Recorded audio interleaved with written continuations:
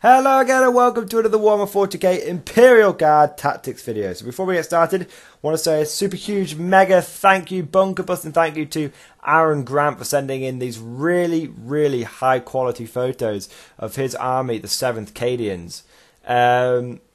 Yeah, really cool. I love the conversions. And when I first saw these, I thought you might be going for more of a sort of Talon vibe, but they also definitely remind me of my own 234th Steel Legion mechanized with the paint scheme. Really liking the paint scheme. Really liking the terrain. I am looking for some new terrain for my own channel, and this stuff looks really cool. So if anyone has any idea where to get this from, I have no idea, but it looks really good. I definitely interested in that for the channel. But yeah, absolutely massive thank you for sending these pictures in. They look absolutely amazing, Aaron, and hope your Cadians are doing well on the field of battle.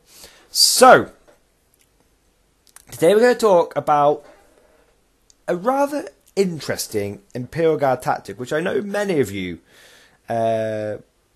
may already sort of be aware of, but it sort of goes against the typical Imperial Guard mindset. So, what we're going to be talking about is dispersion tactics, okay?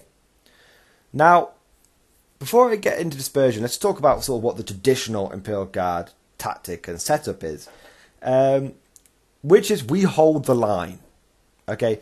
Your classic Imperial Guard setup will be rank upon rank of infantry. I mean, this is there's good examples here. Rank upon rank of infantry, stretched out across the majority of the deployment zone, and behind that will be loads of tanks, and the general premise will be to just blast the enemy to pieces.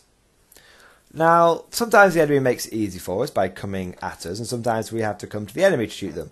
But generally speaking, we have this idea of concentrating our firepower on the enemy forces, and the aim of the game is to destroy the enemy, and through destruction of the enemy, victory will naturally occur. However, this isn't always possible. Number one, what about if you're in a Maelstrom game and you have to be collecting points constantly, and many Maelstrom points are secure objective 1 to 6.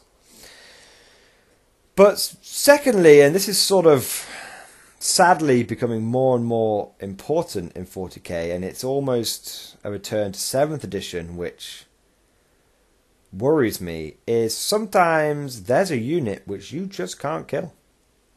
There's an enemy army which is just too tough. And I got a nasty taste of this recently when I faced Dark Elder. I faced Dark Elder Talus twice now. Those things are nigh on impossible to kill in 8th edition rules, and especially with them from an Imperial Guard point of view, I should say. And Custodes, which are really tough and really fast. Now, what do you do when you come across a Death Star army?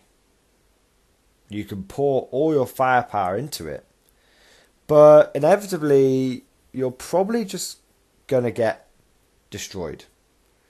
You're probably just going to take a horrendous amount of firepower, and the enemy will take a horrendous amount of firepower, they'll just absorb it, and then they'll just tear you to pieces. And you're so focused on shooting the enemy that you get to the end of the game, and maybe you've killed the enemy, maybe you haven't, but you get to the end of the game and you haven't earned any points. You're just stuck in your little castle, hounded and destroyed. So what do you do in this situation? Well, in this situation, you use dispersion tactics. What that is if you, against certain armies, if you castle up, it's suicide. It's instinctive to castle up, but it's suicide. The enemy gets in amongst you, you're not able to fall back, you're not able to shoot them, and they just tear you to pieces in close combat. In that situation, you have to disperse. You have to spread out. And you have to play the mission, play for points, because maybe you won't win, but you will score lots of points. And in certain formats, such as ITC, that's more important than winning. So what I like to do in this case is, essentially, when I'm using my Steel Legion, for example, is I will use my Lehman Russes as a distraction. Okay, I'll use my Lehman Russes out, and they will draw the enemy's firepower as much as possible, and my Chimeras will spread out across the whole map. I'm not even kidding. They will be in every table corner. They'll be behind enemy lines, and they'll be on every objective. And my opponent will be busy concentrating on killing my damage dealers. But in the meantime, I'm just racking points up. I'm in every table quarter. I'm behind enemy lines. I'm scoring objectives. I'm often got more objectives than my opponent. In an ITC format, it's absolutely invaluable to have well-practiced dispersion tactics. Unfortunately, I have had a bit of practice at this, facing things like the Poxwalker List of Doom, facing Dark Elder pretty regularly. You have to learn these alternative tactics. Now, it may rub some commanders up the wrong way, because obviously it's not cowardice, but you're not holding the line, you're not fighting to the last man, you're playing tactically and you're playing to get points. But sometimes we have to do this. So the reason I like Chimeras for dispersion tactics is it gives you quite a tough nut to crack. If you have a Chimera with a squad and a couple of characters inside, that's 3 to 4 units which your opponent has to kill, which can be tough. Also, Chimeras have a lot of firepower, and they just generally work really, really well. But the key to the dispersion tactics is you have to have your units that can spread out, your dispersers, and you have to have your distraction. If you don't have a distraction, your opponent will just equally spread out, hunt you down, and probably kill you. The key to the distraction is it has to be able to draw your opponent's attention. So that's why 4 Lehman Russes does a really good job of that, because that's a lot of firepower. And you're never going to be able to run away far enough, because Lehman Russes only go 10 inches. So whatever's good, if they're going to catch up to you, they're going to catch up to you. But the key thing is it puts your enemy in a catch-22, because your opponent will see that you're dispersing. Your opponent will see that you're spreading out to every corner of the map, and that you're scoring points every single turn. And he has a moral dilemma. Does he go for the units which are scoring the points, and in doing so leave your firepower untouched, which is going to hurt him? Or does he go for your firepower and allow you to rack up loads and loads of points and potentially beat him on points? It's a tough one, and it does put your enemy in a catch-22. Now, second way of doing this is having Scions. Scions are really good at deep striking in on flanks and clearing areas out, which is really useful. Only disadvantage of Scions is they're quite squishy, so it wouldn't take a lot for the enemy to just sweep them away, whereas a tank like a Chimera or Taurox or Valkyrie, that can be difficult for your opponent to deal with.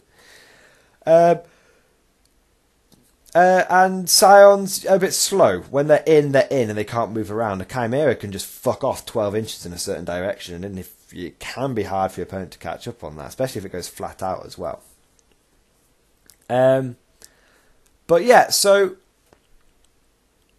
that's it basically, guys. That's dispersion tactics. Sometimes you don't want to castle up. Sometimes you want to be hitting every corner of the board at once, and trying to force your opponent to spread out. Because the great thing about Imperial Guard, and I've mentioned this many times before, is we're a horde shooty army. So we don't care that much if we're spread out, because we've all got guns. So you're always going to be in range of something.